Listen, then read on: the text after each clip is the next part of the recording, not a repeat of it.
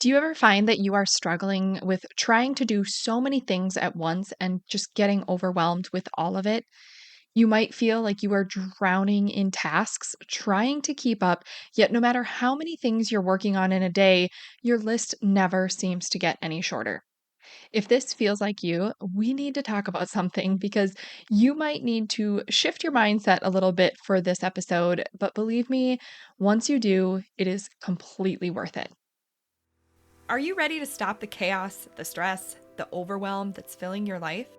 I'm Renae Matt, and together you and I are going to build simple routines that are going to change your life. When you put these habits into practice, you're going to be able to organize your life in a way where you can be there for your family, pay off your debt, save money, your house can stay organized, you don't have to stress about what's for dinner, and you still get time for yourself. So without further ado, let's get started. Welcome to the Routine Advantage Podcast. It might sound drastic when I say that you can save hours and your sanity by changing one key habit. But once we get into this episode, it'll make a lot more sense. And you'll start to see, if you aren't already noticing this, you'll start to see how it can actually save time in the long run. So, your one key habit that I want you to try to change is to try to keep your focus on one thing at a time. And this means to stop multitasking. and I know a lot of people argue and say that they're great at multitasking. I used to think I was good at multitasking, and there have been several instances where it's like, "No, I'm not the best multitasker."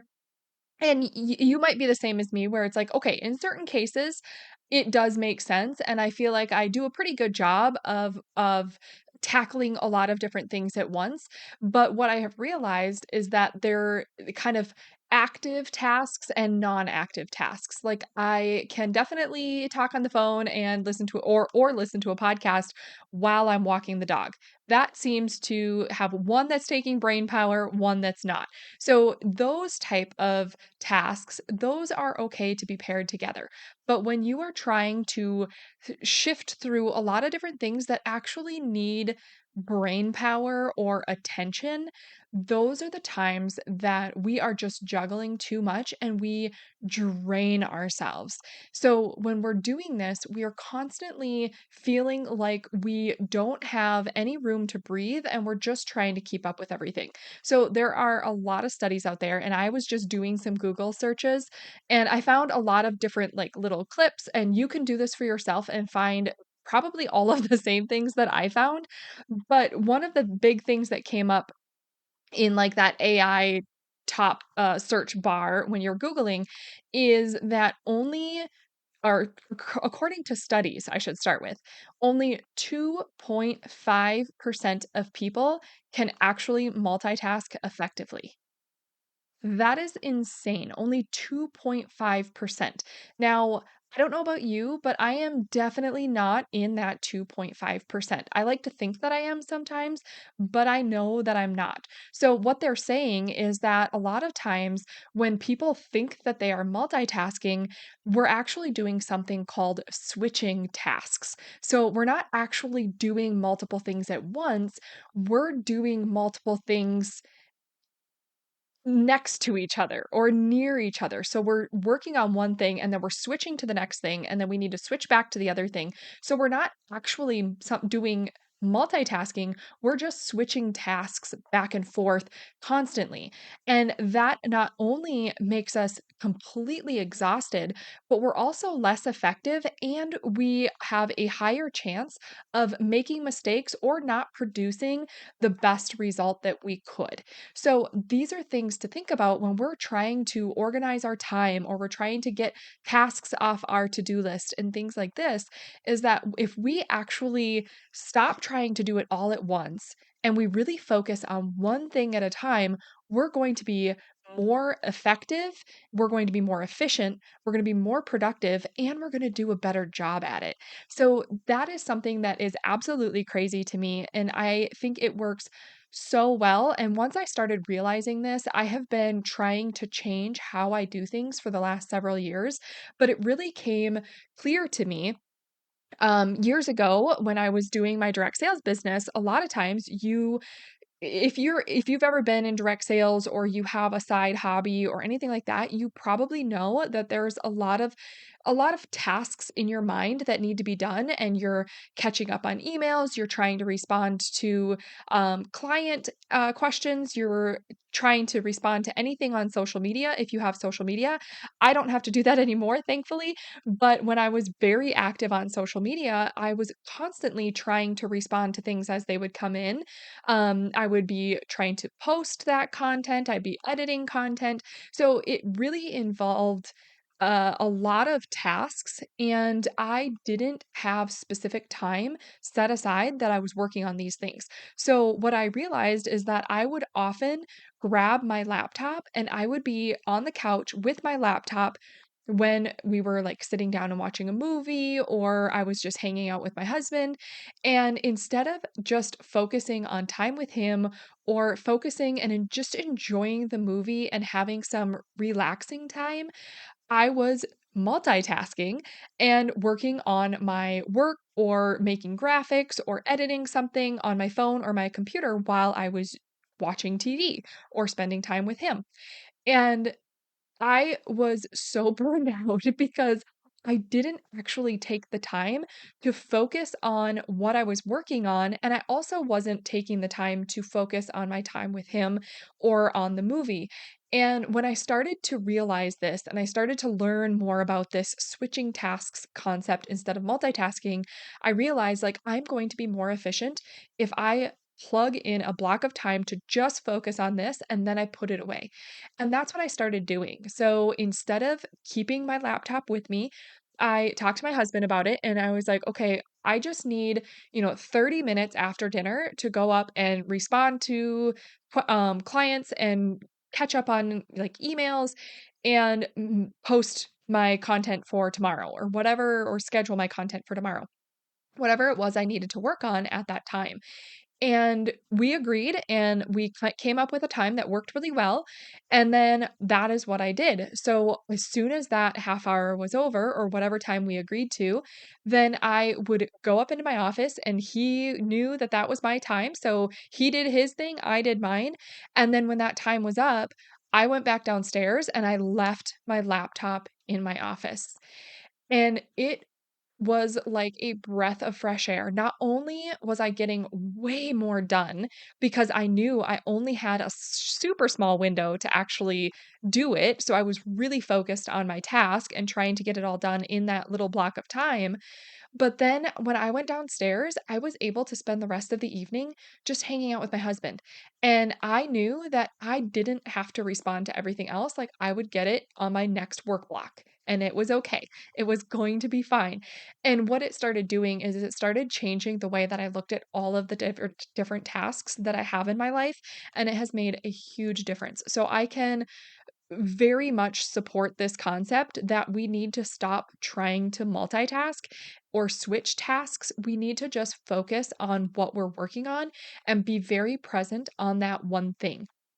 So, like I said, the one key habit is to try to focus on one thing at a time. So, when you're working, you're working. When you're spending time with family, you are spending time with family. Just be in the moment. Don't be scrolling on your phone or doing something else.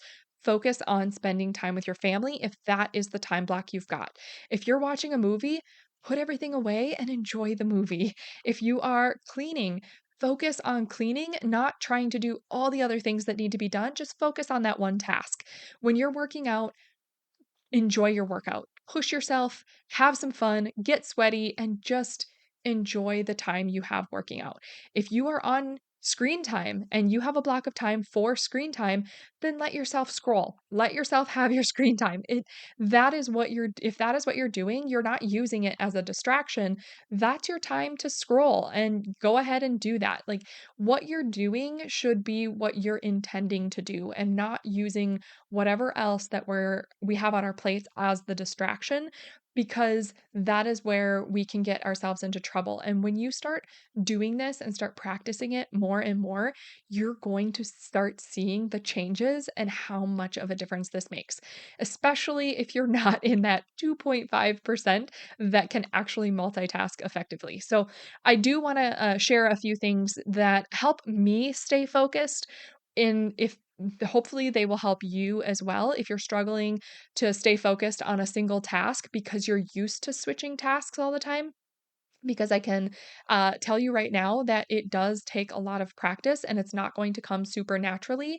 We have a tendency to get very distracted, especially nowadays when everything is just right at our fingertips. We have very little focus and we have less and less as time goes on. So we have to be incredibly intentional to pay attention and make sure that we are trying to hone in that focus. So there are some things that you can do that help with this, and these are what help me, and hopefully they'll help you too. So number one, if I am feeling overwhelmed and I know that I am switching tasks too much, I just stop, and if I can close my eyes, I do close my eyes, and I just take a few deep breaths because that helps to kind of calm me down, especially if I'm feeling overwhelmed and I'm starting to feel like there's just too much going on. I just take a few deep breaths, and that helps to kind of redirect where I actually need to put my attention to. And then I need to have a plan. So I need to know what I'm actually focusing this time on. If I am working, then I need to be knowing what tasks I'm working on for work. If I'm cleaning, I need to know, what am I cleaning? Am I doing my daily 7 home routine where I need to go through my list? Am I doing one of my priority tasks where I'm doing a bigger cleaning project for the week? What am I working on? If I have a plan, I am much more likely to be able to stay focused on the task at hand or on the free time that I have as well. The other thing that I do is to set a timer. I have talked about timers a ton. I love using timers when I'm focusing on a task. I stay so much more focused, especially for computer work or cleaning tasks. That's when I really notice it, is just doing that. But it's also like when I'm getting ready, I also use a timer if I'm on a time crunch. Like if I am getting ready for church in the morning, I have a timer. If it's like we need to leave at, say, 10 o'clock in the morning on a Sunday, I will probably set my timer starting at 9:30 for 8 minutes. And I go up and I start getting ready, and when that timer goes off in 8 minutes, it cues my brain to like pull me back to attention in case I got a little distracted or I was taking too much time on my hair or something like that. And then I just repeat the timer and I keep getting ready. And then when it goes off again, I know I have one more timer before I need to go down and start putting on my shoes. And so it just constantly keeps me focused, and it has helped me to actually arrive on time when I'm going somewhere that has an actual time commitment to it. So I used to be like really notoriously late for absolutely everything and late by a good chunk of time. And by doing this and staying really focused and setting timers when I need to help me stay focused, I am, more often than not, I am actually on time, if not early. I mean, we do run into issues like last Sunday. I mean, we had snow and it took a while to get stuff off our car. So we ended up being like 2 minutes late for church.